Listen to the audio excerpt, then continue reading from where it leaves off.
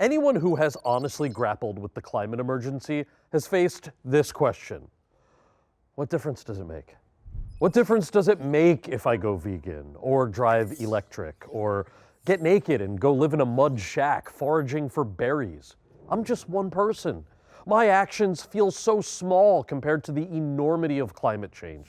They even feel small compared to rich people who fly their private jet to Paris to go shopping, or fly their private rocket to space just because they can.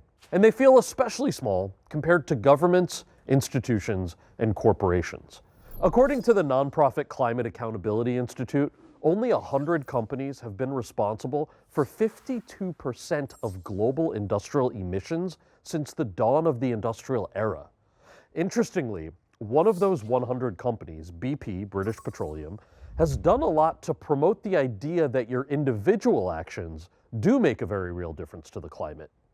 In 2004, they made a big push to popularize the term carbon footprint with their carbon footprint calculator.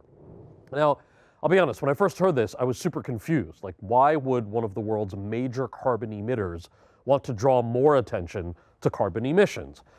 But actually, it makes total sense because it frames climate change as simply an issue of consumer choice, rather than the responsibility of, say, I don't know, a company that spilled over 100 million gallons of oil in the Gulf of Mexico. To be clear, what we buy absolutely makes a difference. It sends a signal to the market. So, for example, if more people buy electric cars, it tells companies that people like electric cars and they should make more of them.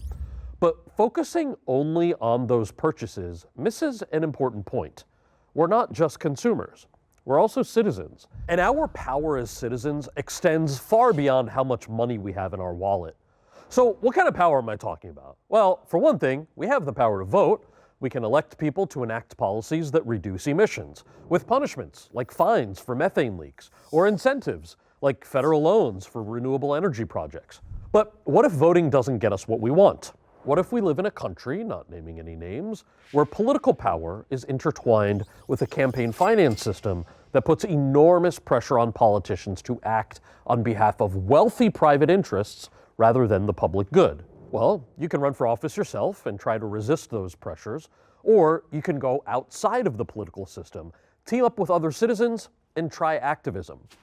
Activism can be something pretty gentle, like a petition or a peaceful demonstration, or if that's not getting results, you can get a little more rebellious. Climate change activists glue their hands to government buildings, claiming it's ignoring the science. So we've got activists now letting the air out of the tyres of this oil tanker. 2 climate change protesters have today been arrested after they attempted to fly drones close to Heathrow Airport. We have tried with marches, we've tried with petitions.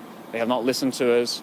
This has to be the next step. I've signed the petitions, I've written to my MPs, I've done all the rest of it. I'm now taking direct action. Civil disobedience is a statement. It's saying our laws aren't delivering justice, so we're going to break some of those laws. Now, climate activists usually break the law in a very dramatic way, right? And there's a reason for that. They're trying to dramatize a future threat in order to make us feel that threat in the present.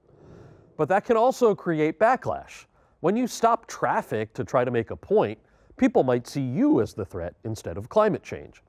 It's all about being strategic and focusing on the right political pressure points at the right times.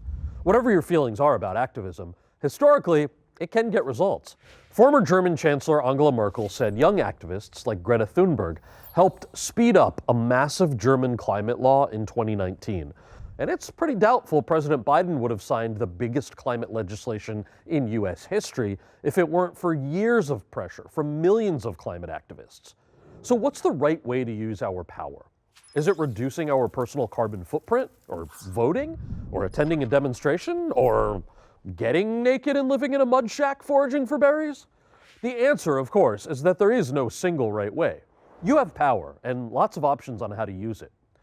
This next story is about just that, about regular people like you and I who created large-scale and lasting change. Take a look.